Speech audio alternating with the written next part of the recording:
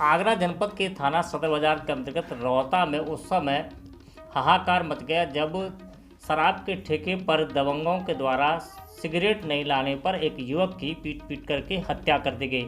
हालांकि पुलिस ने 2 आरोपियों को ग्रामीणों के सहयोग से गिरफ्तार कर लिया है।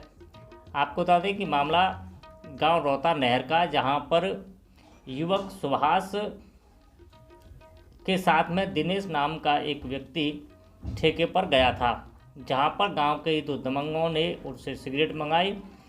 युवक के द्वारा सिगरेट लाने से मना करने पर उसकी पीट करके हत्या कर दी गई। मृतक दिनेश ग्राम प्रधान रोहता के दशरथ का भतीजा बताया गया है। मृतक मजदूरी का काम करता था और उसके कई बच्चे हैं। पुलिस ने 2 आरोपियों को गिरफ्तार कर लिया है। शराब के ठेके पर सिगरेट नहीं लाने को लेकर के विवाद हुआ, तो विवाद के बाद में आरोपियों ने पीट करके एक युवक की हत्या कर दी है। पूरा मामला आगरा जनपद के थाना सदर बाजार के रोहता गांव का बताया जा रहा है। इस बारे में जानकारी देते हुए मृतक के परिजनों ने बताया कि किस प्रकार से गांव के दबंगों ने उनके भतीजे की पीट करके हत्या कर दी।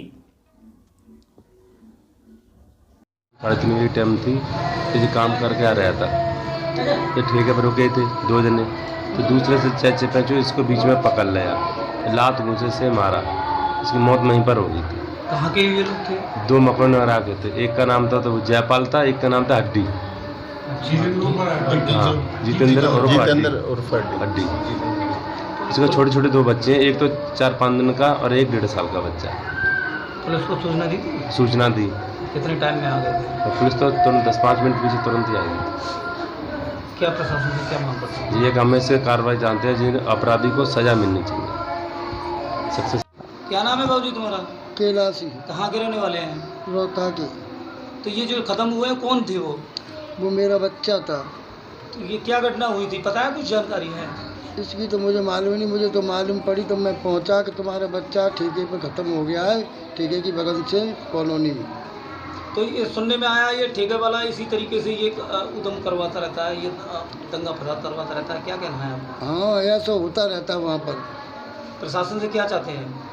अब प्रशासन से यही चाहते हैं कि साहब हमें न्याय मिलना चाहिए।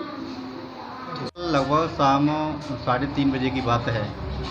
हमें सूचना मिली कि हमारे गांव का ही एक दिनेश नाम का लड़के को, जो काम करके गांव के लिए लौट रहा था, तो ठेके के पास में 2-3 लड़कों ने उसको पकड़कर और उसको जब तक मारा लात घूंसों से, जब तक उसकी मृत्यु नहीं हो गई। जब उस लड़के को हमने देखा तो हमें जानकारी मिली कि उस लड़के के जो नाजुक अंग थे उन पर प्रहार किया गया और इतनी बुरी तरीके से मारा कि जब तक उसे मारते गए जब तक उसके प्राण नहीं निकल गए।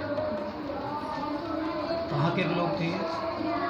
ये हमारे गांव के पास में एक दूसरा गांव है नगला माकरोल, और जो लड़के हैं वो एक जयपाल नाम का लड़का है, एक जितेंद्र उर्फ हड्डी नाम का लड़का है, और बहुत ही वो दबंग टाइप के लड़के हैं।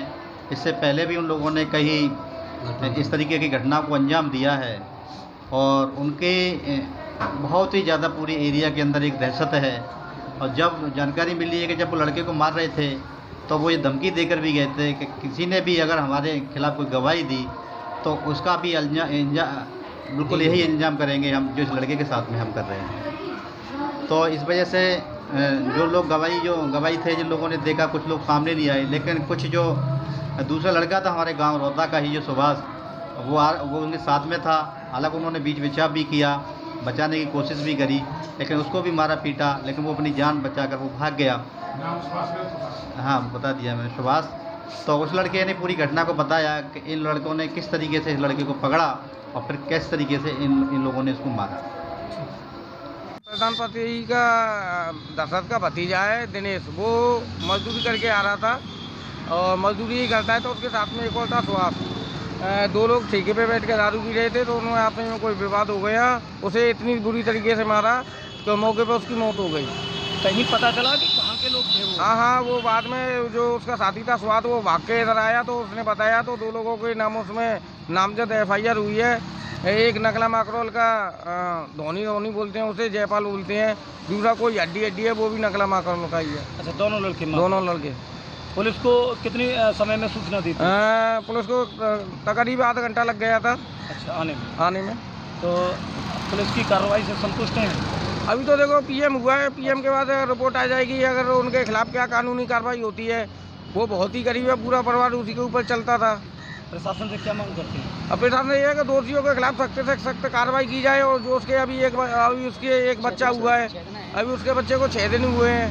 परिवार तो पूरी तरह नष्ट ही हो गया। तो जो भी कुछ आर्थिक मदद मिले उसे दी जाए।